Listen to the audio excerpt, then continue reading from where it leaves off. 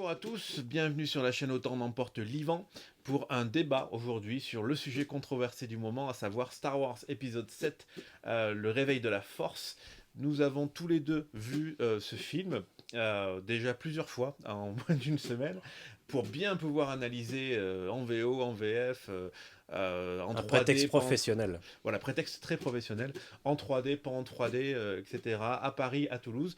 Voilà, on l'a vu un peu partout, et on n'a pas la même appréhension du sujet, on n'a pas vécu de la même façon, donc on voulait faire un débat, on pense que c'est intéressant de confronter deux points de vue, un érudit, que dis-je, une encyclopédie vivante de Star Wars, des cultures de l'imaginaire avec Yvan, et moi-même qui représente juste un fan de presque la même génération, mais pas tout à fait, on peut le dire. Le contexte est important. Tu es un trentenaire, je suis un quadra. J'ai vu le film en 77 pour La Guerre des Étoiles. Ça a forgé mon enfance, mon adolescence. C'est effectivement une façon de voir La Guerre des Étoiles quand même assez particulière, assez spéciale. Et puis pour moi, Le Réveil de la Force, c'est quand même le film que j'ai attendu, qui est la suite du Retour de Jedi, une suite que j'ai attendue depuis 32 ans. Effectivement, moi qui suis né plutôt au début des années 80, qui donc n'ai pas vu le premier au cinéma, ni les autres parce que soit j'avais 0 ans, soit j'avais 3 ans. Donc j'ai découvert ça sur cassette vidéo à la télévision. J'en suis devenu fan absolu. J'ai découvert les épisodes 1, 2, 3, la fameuse prélogie, quand j'avais du coup entre 18 et 25 ans. Donc c'est vrai que c'est pas les mêmes appréhensions, c'est pas les mêmes attentes à la base, mais l'épisode 7, je crois qu'on l'attendait quand même tous les deux beaucoup. Tous les deux, on croit, si je ne me trompe pas, en tant que réalisateur, en tant que créateur d'univers en J.J. Abrams. Donc il y avait quand même un postulat de base d'une attente, même si ce n'était pas sur les mêmes choses. Et donc, qu'est-ce que tu en as pensé là en quelques mots? Moi, je te dirai en quelques mots, et après, on va peut-être débattre sur le sujet. Yvan, qu'est-ce que En tu en as quelques pensé? mots, tu m'obliges à le dire, mais exactement ce que je dis sur les deux derniers films de Star Trek, également de J.J. Abrams. Bon film, mauvais Star Wars, pour moi. Toi, tu dirais ça. Moi, je dirais très bon film et très bon Star Wars. Voilà. À partir de là, on va lancer le débat. Alors, avant de voir les points qui peut-être nous séparent, les choses qui nous rapprochent, donc on a tous les deux, on pense que c'est un bon film. Est-ce que tu peux plus en dire sur voilà, ta vision de l'objet film avant l'objet Star Wars? De l'objet film avant de l'objet Star Wars. Bon, alors bien évidemment, la façon de filmer est quand même très très différente des précédents films. Elle est beaucoup moins académique. Il y a même quelques scènes qui font penser à cette manie des films actuels de faire de la shaky cam, c'est-à-dire la caméra qui remue un petit peu. Certes, les effets spéciaux sont magnifiques, certes, les scènes sont magnifiques, mais bon, malheureusement, on le sait maintenant depuis 10 ans, ça ne suffit pas pour faire un bon film. Bon, en quoi le film est bon? Oui, on se laisse emporter par l'histoire. Oui, c'est bien filmé. La plupart des acteurs sont bons. Maintenant, ce qui pêche pour moi, en fait, c'est vraiment le contexte de production, la façon dont Disney s'est approprié le projet, la façon dont ça dénature l'univers Star Wars, et notamment l'univers étendu, l'attente qu'on pouvait avoir autour de ce film-là, et puis c'est surtout cette appropriation de cet univers par J.J. Abrams, qui, tout comme dans Star Trek, s'est amusé en fait à tout réinventer, tout en reprenant des choses qui existaient déjà. Pour moi, je vais être méchant parce que j'aime bien quand même son travail, mais c'est un inventeur d'eau chaude. C'est-à-dire qu'il reprend à son compte des choses qui existaient déjà, des choses certainement qu'il apprécie, qu'il essaye de maîtriser avec le même degré comment dirais-je, de connaissance, de génie, ce qu'on veut, mais pour moi, ça reste une réalisation de fans, pour les fans, avec peut-être même un petit peu trop de fan service, beaucoup trop de références à la trilogie sous couvert d'humour, notamment à l'intérieur du Faucon Millennium, et de nombreux éléments qui auraient pu être améliorés, mais qui finalement sont sont survolés ou mal exploités. Enfin, j'ai passé mon temps aux 2 visionnages du film à me dire ça va pas, ça va pas, ça va pas. Je comprenais la référence de base, mais j'allais dire les défauts de la trilogie originale, parce qu'il y en a, se font encore plus jour, comme s'ils avaient voulu respecter à fond l'œuvre originale sans en améliorer l'esprit ou l'image. Bon, moi je suis pas d'accord avec ça. J'ai vu le film déjà donc 3 fois, et dont une fois avec toi tout à l'heure pour qu'on puisse le voir en VO ensemble. La première fois, le chat s'en va. Le chat Adieu Léa. va du côté obscur, hein. Leia en plus s'appelle ce chat. Adieu Leia. À bientôt, à dans 30 ans, a priori. Moi, la première fois que j'ai vu le film, j'ai vu donc le jour de la sortie, voilà, en VO, pas en 3D, et vraiment, j'ai pris une dose d'émotion. En fait, je suis rentré dans l'histoire de suite. Je me suis pas posé la question des références. Je me suis pas posé ces questions-là. Je me suis dit, voilà, Didier Abrams, je pars avec un climat de confiance. Je suis un fan absolu de Lost, notamment. Et à partir de là, je dis, bon, je lui donne crédit. On va voir ce qui se passe. J'ai pris un film de 2h15 dans la tronche avec une réalisation impeccable. Alors, on parlera des musiques tout à l'heure. Je pense qu'on est d'accord pour dire qu'il manque certains trucs dans les musiques, mais J'ai pas osé en parler, mais on va oui. en parler tout à l'heure, sûrement, on sera d'accord. Mais sur la réalisation vraiment impeccable, justement, ce que je trouvais génial, c'est qu'on était dessus dans un Star Wars, ce qui n'était pas le cas, moi, je trouve, à l'époque de l'épisode 1, où l'univers est tellement différent, où la technologie est tellement avancée, alors que c'est censé se passer 30 ans avant l'épisode 4, qu'il y avait déjà des décalages. Mais la prélogie sera sûrement un sujet d'un autre débat. Moi, j'ai trouvé, on retrouve du Star Wars. Il y a des défauts. J'ai trouvé quelques défauts, on en parlera aussi tout à l'heure aussi, mais j'étais dedans et surtout j'ai été pris par l'histoire, par l'émotion que voulait véhiculer. J'ai l'impression que moi, Didier Abrams et ses équipes, toutes les émotions qu'il voulait faire passer, je les ai pris, mais vraiment, il n'y avait pas d'intermédiaire, il n'y avait pas de... J'étais pas en train d'analyser le film, ce qui est assez rare. D'habitude, je décortique un peu tout. Et là, justement, ce qui ne m'est pas arrivé souvent au cinéma, j'ai pris tout tel que ça arrivait, et du coup, les émotions étaient décuplées. On était deux, et la personne à côté de moi, pareil. Et on s'est mis, moi, ce qui est très très rare au cinéma, c'est arrivé cette année sur Le Petit Prince, qui est un film juste sublime, dont tu as parlé sur une autre vidéo. Des larmes me sont venues à des moments donnés du film, plusieurs moments, soit de nostalgie. Moi aussi, mais pas Ouais, pas pour les mêmes pour les mêmes raisons. raisons. Mais soit c'était de la nostalgie. Alors, effectivement, c'est pas revoir Han Solo, c'est pas revoir ces personnages-là qui fait que. C'est les revoir en situation. Ou c'est retrouver des éléments. Ou. Voilà, moi j'appelle pas ça du fan service. Parce que la critique de dire, que j'ai vu beaucoup sur internet depuis la semaine dernière, de dire c'est trop facile, on fait du fan service donc ça marche. Combien de réalisateurs ou combien de gens ont voulu faire du fan service dans des univers et se sont plantés.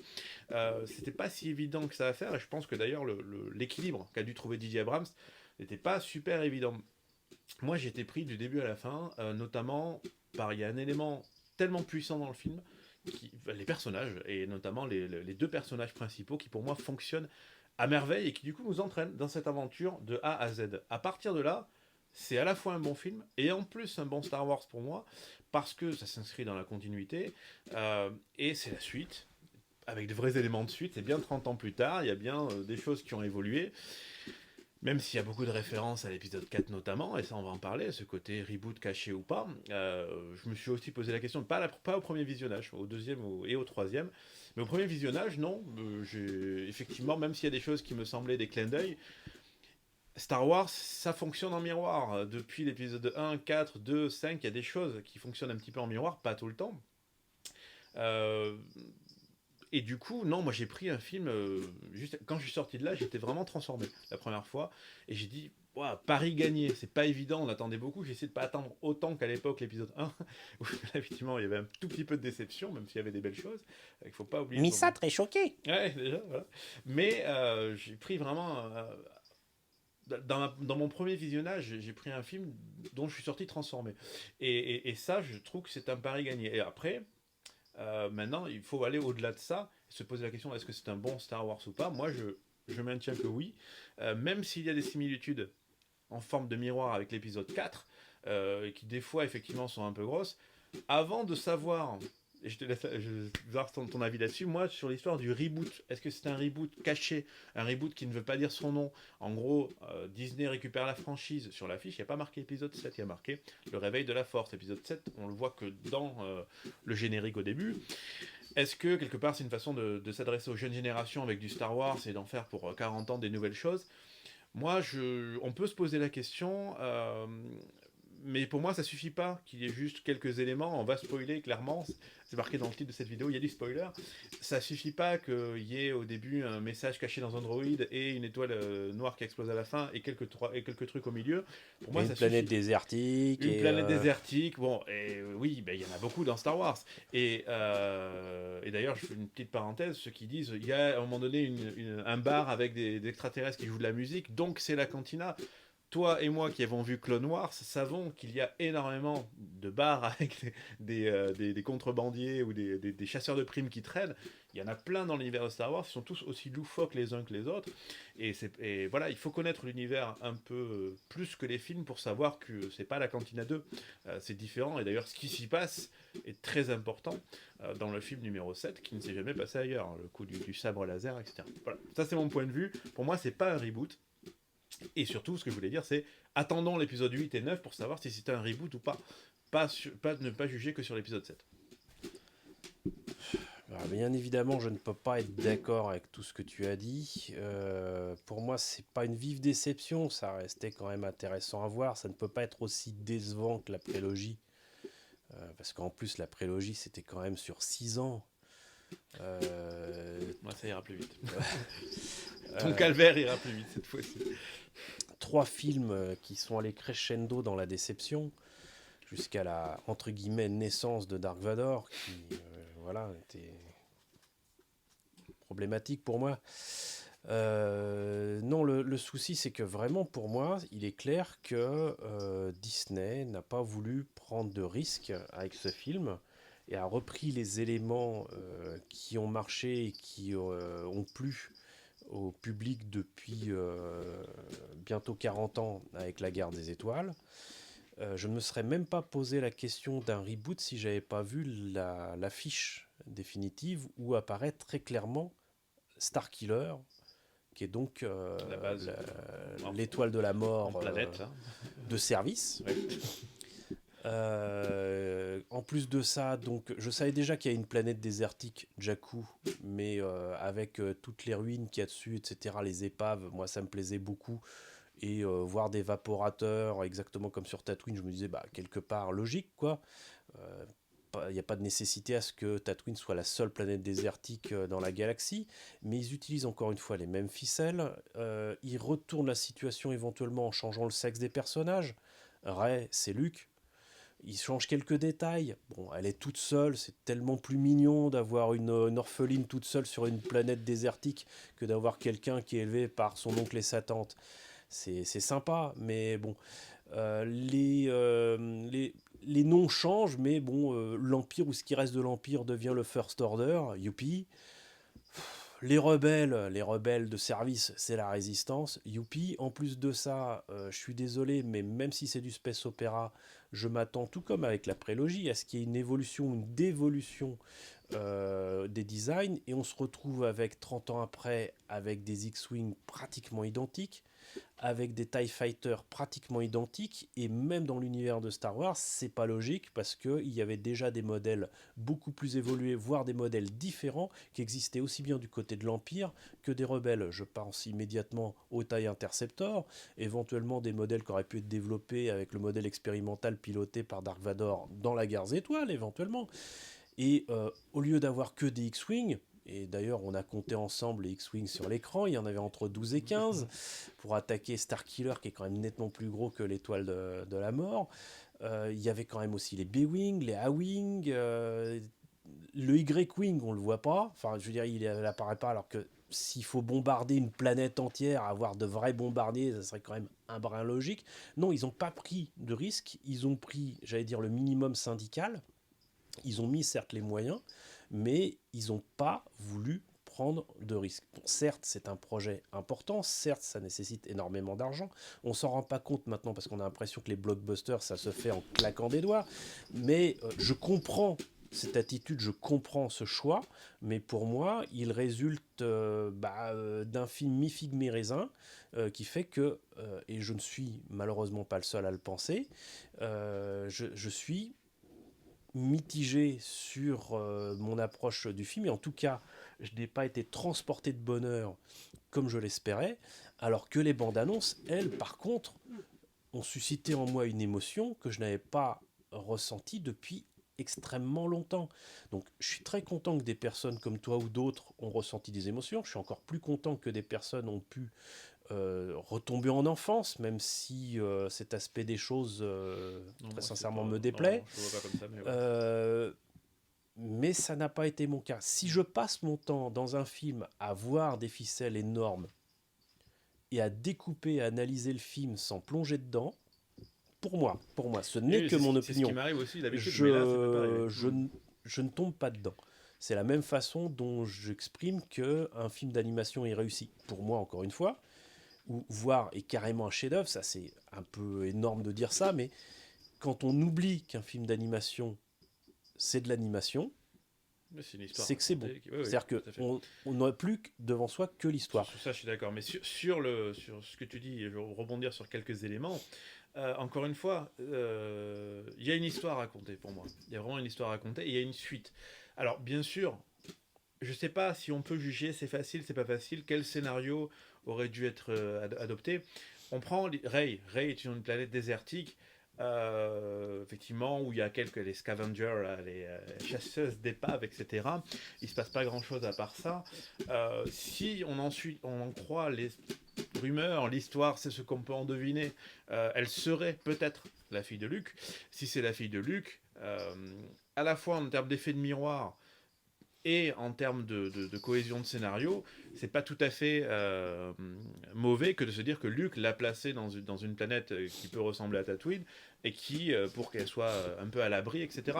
Il y a beaucoup de choses qui peuvent se justifier par le scénario. Après, moi je suis d'accord sur le fait qu'il y a des choses qui m'ont paru un peu légères aussi, la façon dont Han Solo arrive et récupère un peu rapidement le vaisseau, mais aussi il faut se rappeler qu'il y a que 2h15. Alors il pourrait faire un film de 3h15, 3h30, mais 2h15, c'est pas mal pour un long métrage. C'est une moyenne haute, une moyenne, voilà, surtout dans ce genre de film. Et il faut raconter des événements précis.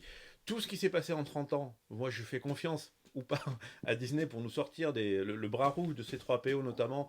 Qu'est-ce qui fait qu'on en est arrivé là Les disciples qu'est-ce qui s'est passé entre les disciples et Luke? Comment le First Order est véritablement né? Comment la République n'a pas survécu longtemps après la chute?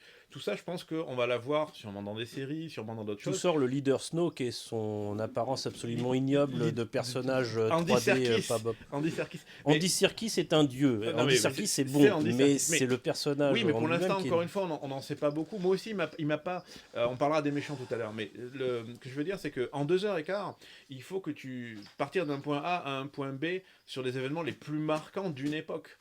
Comme j'imagine que l'épisode 8 va pas se passer juste après, il va se passer peut-être 6 mois ou 1 an après, à un moment donné où des choses se cristallisent.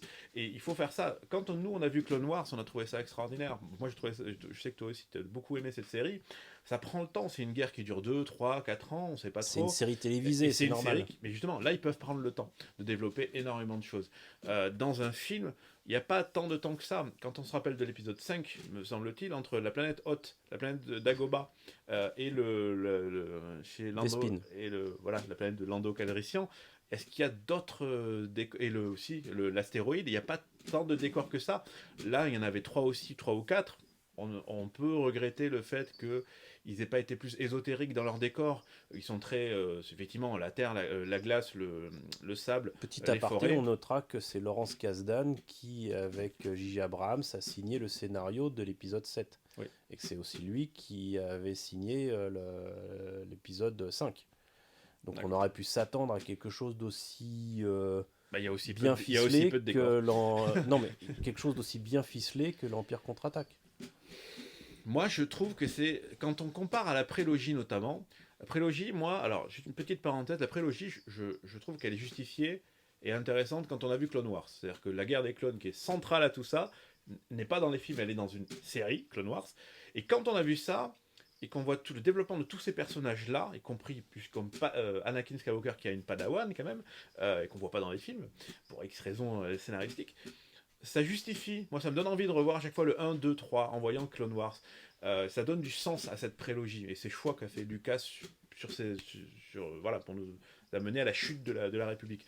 Moi j'ai vu l'épisode 7 exploser les 3 premiers films, les 1, 2, 3, pas la prélogie, juste dans sa réalisation, dans sa façon d'amener l'histoire de ses personnages et la force de ses personnages. Pour moi, déjà, c'est plus une réussite que la prélogie, juste l'épisode 7. Après, il faut laisser le temps au temps. On nous parle d'un Kylo Ren qui fait partie des maîtres des chevaliers de Ren, on les aperçoit vite fait. Qu'est-ce qui va se passer dans le 8 ? Luke Skywalker, enfin, qui apparaît à la fin du film, qu'est-ce qui va se passer dans le 8 ? Moi, j'attends de voir, je suis très impatient de la suite, avant de juger, en fait. Je pense que ça se juge par trilogie. On peut juger film par film, et moi, film par film, je l'ai beaucoup aimé, même si je lui trouve quelques failles, quelques défauts. Mais je pense qu'il faut juger sur la trilogie. Ça amène à un sujet de la musique, par exemple. Et je te laisserai rebondir là-dessus. La musique de la prélogie, 1, 2, 3. Quand on regarde l'épisode 1, l'épisode de petit Anakin Skywalker qui fait des courses de pod racer notamment, moi je suis compositeur de musique, j'ai un groupe on réinterprète des musiques, et je suis très sensible aux thèmes forts. Et les thèmes forts sont ceux qu'on peut réinterpréter, qu'on écoute, dont on se rappelle. Il y a beaucoup de thèmes forts dans la trilogie originale, le thème de la Force, le thème de Leia, il y en a plein. Le thème des Jawa, etc. Le space opéra a été poussé à son maximum en termes de musique. Dans la prélogie, ils ont fait ça aussi, mais il n'y avait pas tant de thèmes forts que ça, en tout cas dans le premier épisode. Il y a le Duel of the Fate, le combat entre Darth Maul et Qui-Gon Jinn et Obi-Wan. Il y a, on se rappelle qu'il n'y a pas de musique pendant la course de Pod Racer, qui est un très bon choix, je trouve, artistique. Et il y a quoi dans l'épisode 1 ? Il y a un thème un petit peu des droïdes là, qui revient. Bon. Mais à partir de l'épisode 2, il y a des nouveaux thèmes qui arrivent. Épisode 3, il y a de très beaux thèmes aussi. La mort des Jedi, Cross the Star, la romance, on en pense ce qu'on veut, mais la musique, je l'ai trouvée sublime, etc. On peut se dire aussi, du coup, pareil, que là, dans l'épisode 7, troisième trilogie, moi je n'ai relevé que 2 thèmes musicaux marquants, et au 3e visionnage j'en suis toujours à 2 thèmes musicaux marquants. Le thème de Rey, qui revient plusieurs fois et qui est quand même très marquant jusqu'au générique de fin, et le thème de la montée des marches, rien à voir avec Khan, mais la montée des marches à la fin, qui est un thème sublime, qui est lié à l'univers de Rey. Ces 2 thèmes sont vraiment incroyables. John Williams fait un travail d'harmonie magnifique, mais pas encore de grands thèmes forts. Et avant de juger ça, moi j'attends de voir ce qui va se passer dans le 8 et dans le 9, aussi en termes de musique. Mais je t'écoute sur les musiques, c'était quelque chose.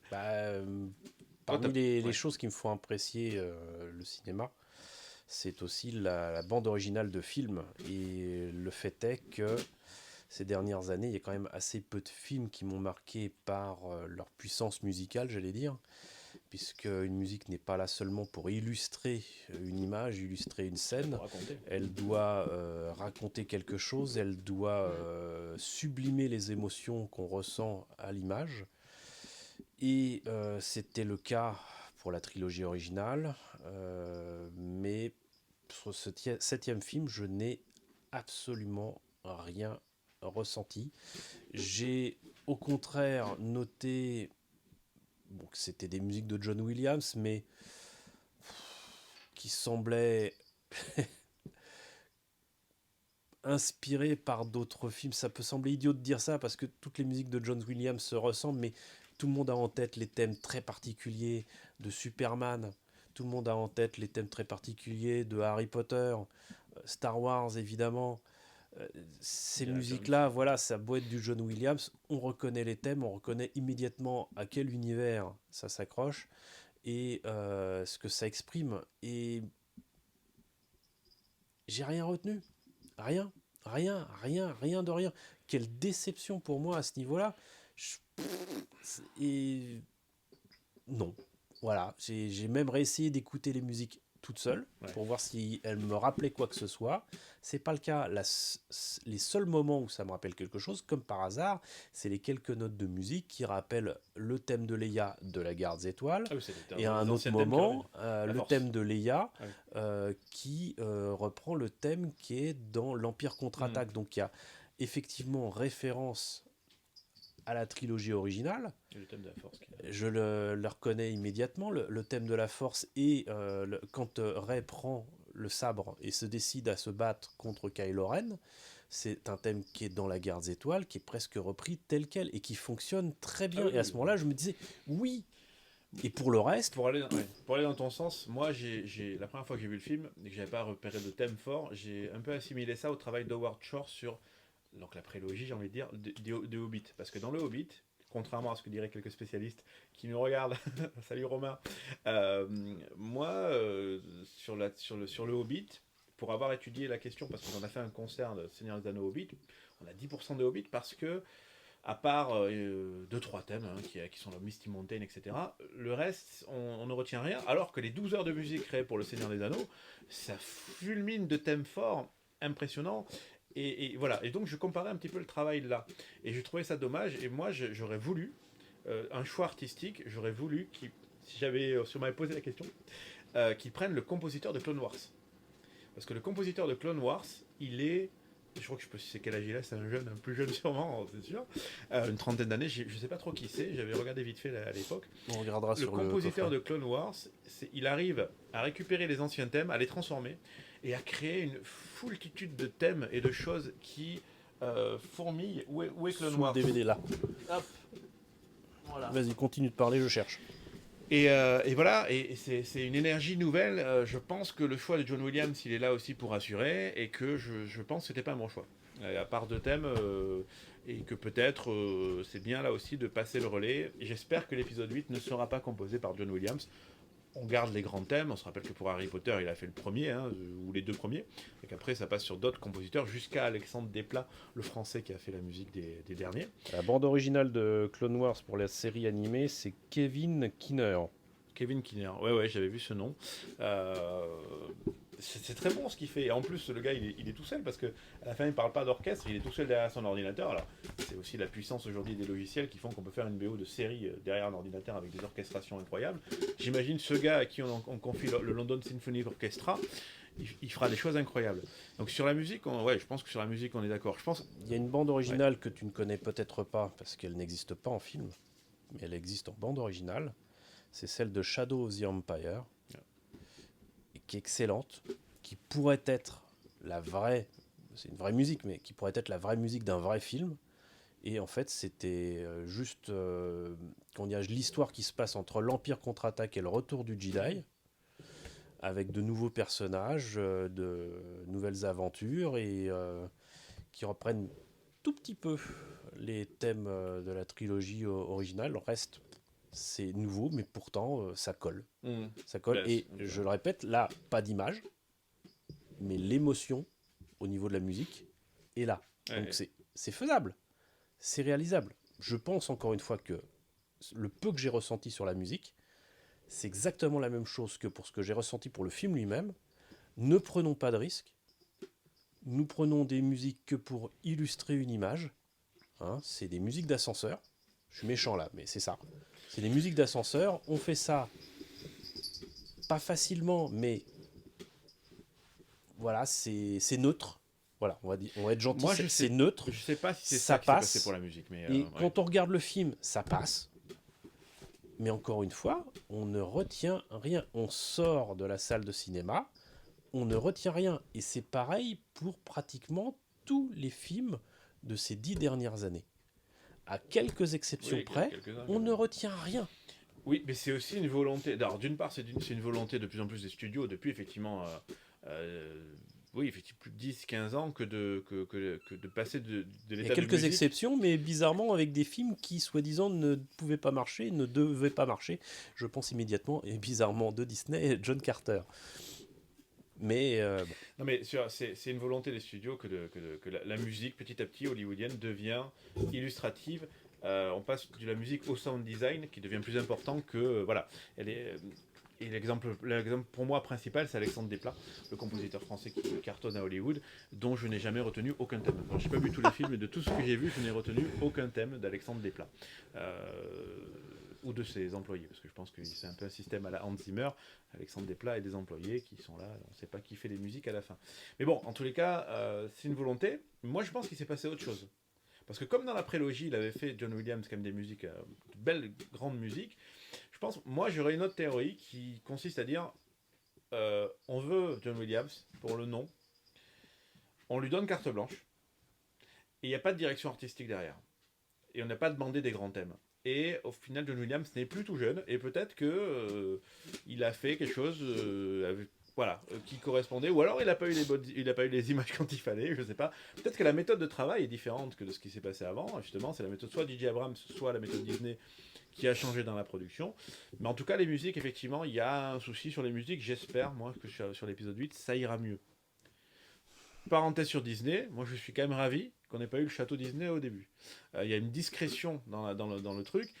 Bon, ils ont acheté Lucasfilm, donc c'est Lucasfilm. Même le logo Disney n'apparaît pas. Il n'y a pas le logo Disney. À la fin du générique de fin, il y a marqué Disney, distribution, production, vraiment en petit. Sinon c'est Lucasfilm, ILM. Voilà. Lucasfilm, directement. On a vraiment... ça c'est un respect, je trouve... ils sont pas trop mis. Pourtant, ça leur a coûté cher, 4,9 milliards de dollars. Mais pareil avec Marvel. Marvel, ils mettent Marvel Studios, ils mettent le logo Marvel, ouais. Mais le logo Disney n'apparaît pas. On aurait pu quand même avoir. Moi, j'avais peur que le château apparaisse. La Veuve Noire n'est pas devenue une princesse Disney. Heureusement. Par contre, est-ce que les princesses Star Wars vont devenir des princesses Disney? Ça dépend du parc à thème qui s'ouvrira. Mais non, moi, Star Tour existe depuis longtemps. Oui, mais bon, c'est pas un parc entier encore, mais ça arrivera. Non, j'étais juste content de cette discrétion. Parlons des personnages. Je crois qu'on est d'accord quand même sur les méchants. Dumbo. Tu l'appelleras Dumbo. Alors, est-ce que c'est pas du délit de sale gueule, ça? Du délit de sales oreilles, même. T'as pas aimé les oreilles de Kylo Ren? Non, moi, c'est pas que je les ai pas aimées, c'est qu'elles sont extrêmement visibles. Il a une masse de cheveux pour couvrir le truc. Il a le profil parfait de l'athlétique personnage qui pourrait courir très vite mais qui est freiné par ses oreilles. Je pense que très sincèrement, ça doit être un cousin de la famille royale d'Angleterre, j'en sais rien, mais non, c'est dès qu'il enlève son casque, il n'est pas crédible, ce gars. Du tout. Et je suis désolé de le dire parce que pour moi, il fonctionne pas. Il fonctionne pas du tout parce que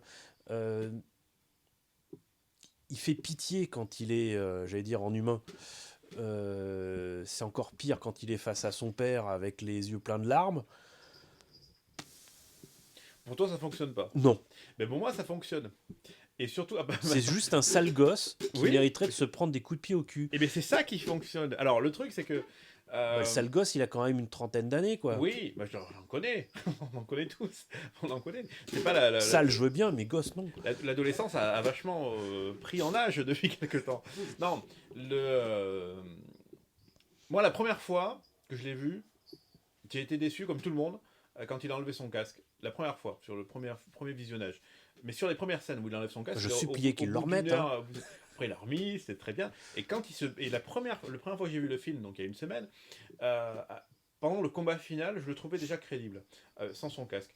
Quand je l'ai revu, forcément, le deuxième, j'encourage les gens à revoir le film. Ceux qui ont eu quelques doutes, à le revoir. J'ai aucune action chez Disney, ni dans les cinémas, mais j'encourage à le revoir parce que moi, la deuxième fois, comme sur le scénario global, je ne m'attendais plus à rien, parce que je l'avais vu. J'ai pu apprécier plus de choses, prendre encore plus de l'humour, etc. Et surtout, prendre les acteurs tels qu'ils sont, notamment lui, parce que et comprendre son rôle et l'apprécier. Et vraiment, la deuxième fois, je ne me suis pas forcé, mais la deuxième fois, quand il a enlevé son casque, je savais ce qu'il y avait en dessous, donc ça m'a pas choqué. Et tu t'es dit Dumbo. Non, j'ai été touché par ce personnage. J'ai été touché par pas autant que Rey ou Finn ou même ce fameux Po dont on parlera plus tard aussi, je sais. J'adore Kung Fu Panda. Ouais, c'est ça. Non mais ce méchant entre guillemets, ce n'est pas le grand méchant de l'histoire, il y en a quand même un au-dessus. Pour moi, il fonctionne parce que c'est un sale gosse.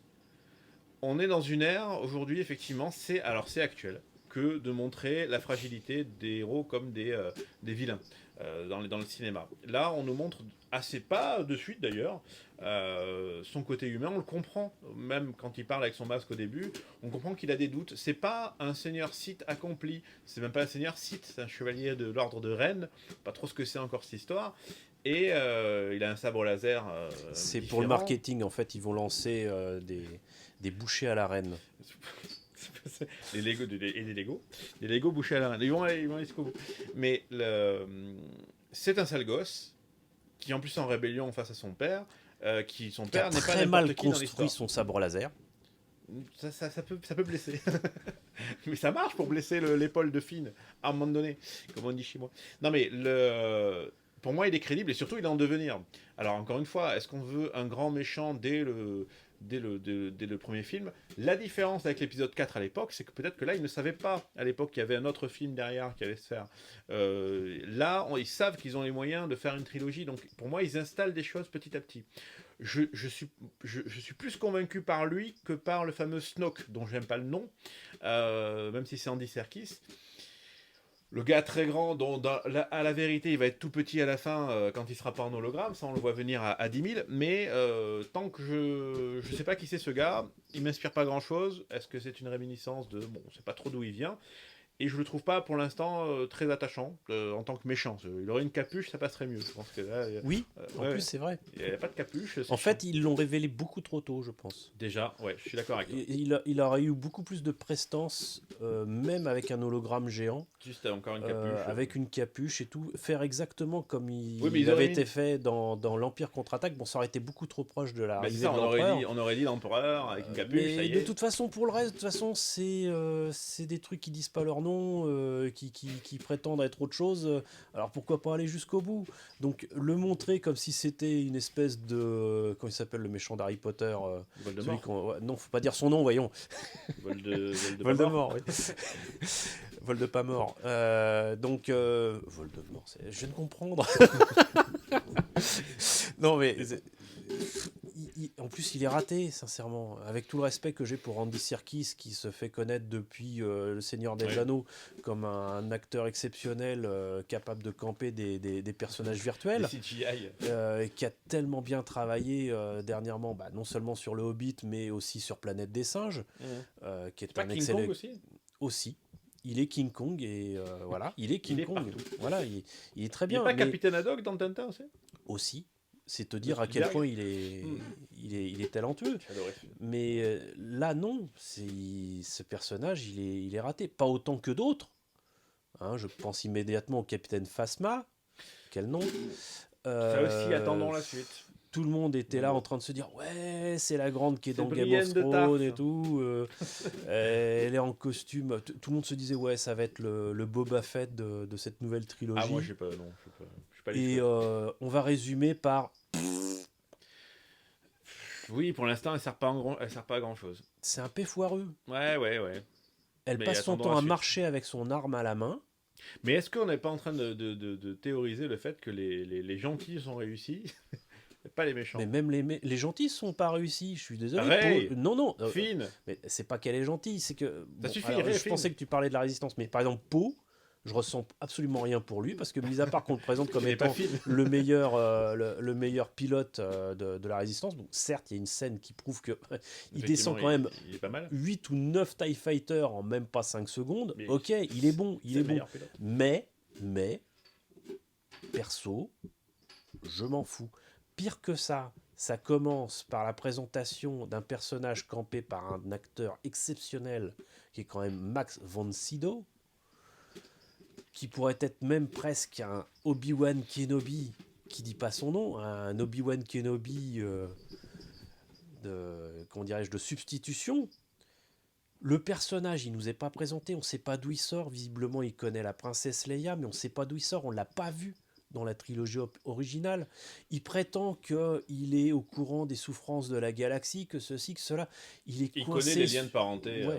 Il est coincé sur une planète perdue. On ne sait pas pourquoi. Rien n'est précisé. Et à chaque fois, c'est présenté du style « Ouais, faites-nous confiance, ça se fera jour plus tard. » Non, et non. Parce que même l'Empire tenait quand même avec un minimum de gouvernement, en tout cas dans les Guerres étoiles. C'était le Sénat. Les soldats qu'on voyait, c'était qu'une partie, j'allais dire la partie émergée de l'Empire. Le First Order, c'est juste une force armée. C'est ridicule. C'est complètement Ils sont bien ridicule. équipés quand même, les gars. Et je trouve dommage, vraiment dommage, que Disney et certainement J.J. Abrams soient partis du principe que l'univers étendu qui avait été développé depuis 30 ans, en roman notamment, ait été complètement mis de côté et oublié. C'est d'autant plus dommage qu'il y avait moyen de s'en inspirer. Par exemple, ça peut faire rigoler, mais le vrai nom de Kylo Ren, c'est Ben. Mm. En fait, Ben, C'est le fils de Luke. c'est le fils de Luke et pas le fils de Han et Leia, déjà, et d'une. Mais ça, c'est un signe à envoyer pour dire justement que voilà, c'est une autre trajectoire. Oui, mais non. Je suis pas d'accord. Et il y avait des choses très intelligentes et d'autres beaucoup moins intelligentes qui avaient été trouvées dans les romans. Je pense immédiatement à Héritier de l'Empire. Je veux dire, un gars comme l'amiral Thrawn, qui est capable quelques années après l'arrivée de la Nouvelle République, avec quelques vaisseaux seulement, je veux dire, à la limite, il a moins de moyens que la rébellion Mm. à leur naissance contre l'Empire, et il arrive à faire des trucs de dingue uniquement par l'esprit, uniquement par stratégie.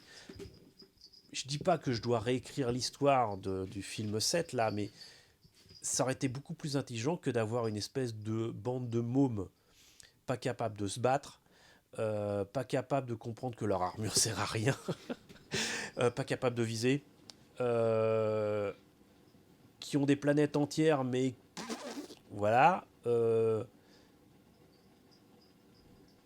C'est une pâle copie, c'est l'ombre de l'Empire.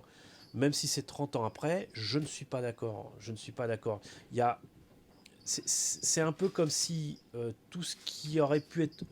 Moi, j'aurais accepté à la limite qu'ils réécrivent l'histoire s'ils avaient pris le meilleur de ce qui avait déjà été trouvé, que ce soit dans les romans, que ce soit dans les séries télé, que ce soit dans les jeux vidéo, sachant que maintenant, malheureusement, un bon nombre de trucs qui étaient quand même excellents n'est plus, comme ils disent, canon.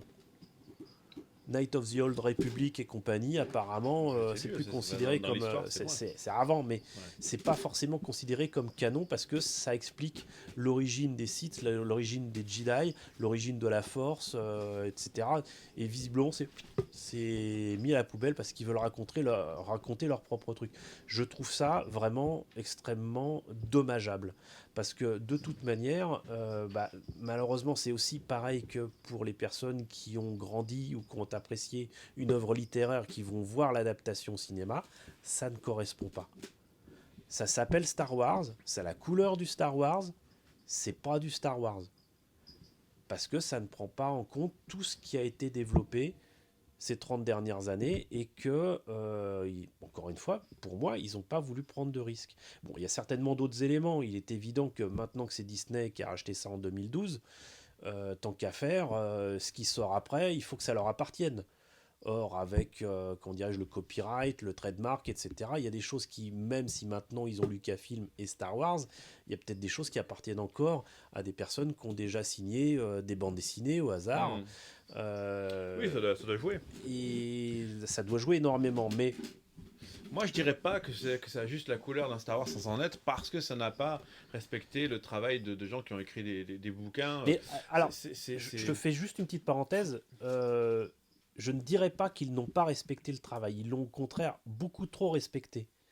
Mais ils ne sont pas allés jusqu'au bout. C'est un peu comme s'ils avaient survolé les choses et qu'ils n'avaient compris qu'en surface. Alors que je suis persuadé qu'ils sont plus intelligents que ça et qu'ils auraient pu faire mieux que ça. Mais ils n'ont pas osé, ou alors on leur a demandé de ne pas oser, parce que ceux qui décident et ceux qui ont l'argent, eux ne connaissent que la surface Mm. et veulent juste des résultats immédiats. Pourtant, moi, j'ai vu un film, j'ai vu l'esprit, j'étais dans l'univers de Star Wars. Pendant 2h15, j'étais plongé totalement dans l'univers. L'humour joue énormément. J'ai beaucoup aimé l'humour du film. Et je crois qu'on est d'accord sur parmi les personnages ou parmi vraiment les choses touchantes qui marchent de suite et qui nous rappellent Star Wars, c'est ce petit BB-8. Alors, Ça, c'est le seul élément qui non seulement m'a surpris, vraiment, mais qui est vraiment attachant, c'est ce nouveau droïde, qui est BB-8. Ils ont réussi à le rendre non seulement attachant, mais expressif. alors que c'est juste une balle de football avec la tête d'R2D2, quoi. Non, je vous montre aux spectateurs. En fait, je dois Ou faire une une balle de révélation. basket, alors. Je dois faire plus qu'un spoiler, c'est une révélation. Ce droïde, et ça peut-être tu ne le sais pas, a été inspiré par mon propre chat. Non mais c'est pas des blagues. On m'a appelé. Bon, on m'a pas appelé. Mais je pense que vu. Regardez, ça c'est BB-8. Attention, ça c'est mon chat.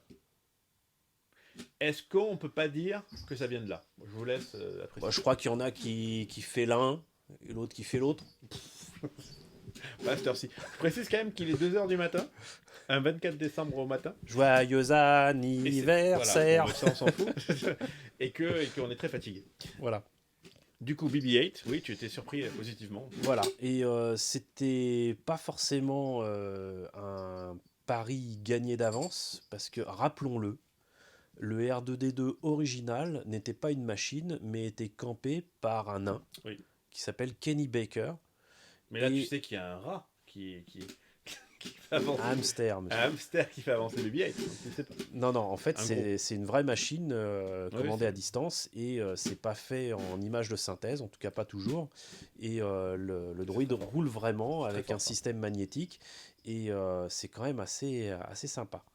Donc, pas gagné d'avance et totalement réussi. Le BB-8 est une réussite totale. Et on y croit à fond, parce que justement, il est vrai. Il bouge vraiment. C'est une vraie machine, et l'expression qui s'en dégage est réelle. C'est l'art de l'animation, c'est l'art du marionnettiste, de donner vie à un objet inanimé et de le rendre sympathique. Là, plus que vie, parce qu'effectivement, il a les mimiques qui ronronnent. Il ronronne. Un indice, ça vous rappelle pas des choses que je vous ai dit tout à l'heure? Non, voilà, c'est partie des belles choses. Moi, je suis... pour finir, je veux dire, pour moi, le film a marché.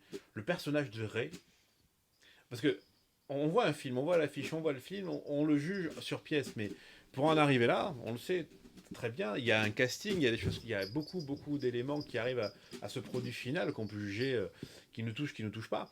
Mais ce casting parfait de Rey, qui est à la fois elle a du Amidala, elle a du Leia, elle a du Luke, c'est une Skywalker, et ce personnage qui dit pas grand chose dans le film. Elle est habillée en bandelette médicale. C'est ça. Elle dit pas grand chose de tout le film. La première fois qu'elle parle, c'est même pas en anglais ou en français, c'est pour engueuler des sortes de Jawa, on va dire, de l'épisode 7, pour faire plaisir aux fans de la théorie du reboot qui veulent racheter ce BB-8 là. Et qui a une personnalité très forte. Et alors, ceux qui ont vu Clone Wars ou l'univers étendu savent qu'il y a des Jedi filles, Jedi femmes, ne serait-ce que la padawan d'Anakin Skywalker, Ahsoka Tano, qui est un personnage féminin très fort, malgré sa jeunesse. Mais ceux qui n'ont vu que les films, on se retrouve quand même pour la première fois avec un Jedi, un héros central de l'histoire, Jedi, révélation Jedi, féminin. Et c'est très fort. Alors c'est très actuel aussi, mais c'est très fort. Ce chat fait des grelots depuis tout à l'heure. D'avoir un personnage féminin aussi puissant, et dont on ne sait toujours rien à la fin du film. Alors, on suppose des choses, mais on sait rien, concrètement parlant, en termes de réponse.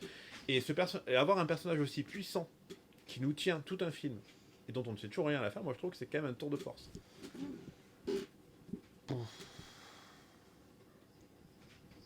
On verra. Alors, on a vu, déjà là-dessus. On verra. Bon, par contre, c'est vrai que c'est un personnage attachant et qui est foncièrement bon. C'est déjà pas mal. Mais bon, je suis pas outre mesure impressionné par le personnage et par ce qu'il pourra devenir, parce que je vois les ficelles, mais grosses comme une maison. Tu l'as révélé tout à l'heure. Peut-être qu'on aura tort, mais pour moi, il est clair que c'est... Ça part pour être la fille de Luke. Voilà. Ce qui me ferait plaisir, Disney, écoutez-moi, c'est que la mère de Rey soit Mara Jade, qui était la main de l'empereur, encore une fois, dans les romans et l'univers étendu. Si c'était le cas, ça serait vraiment formidable.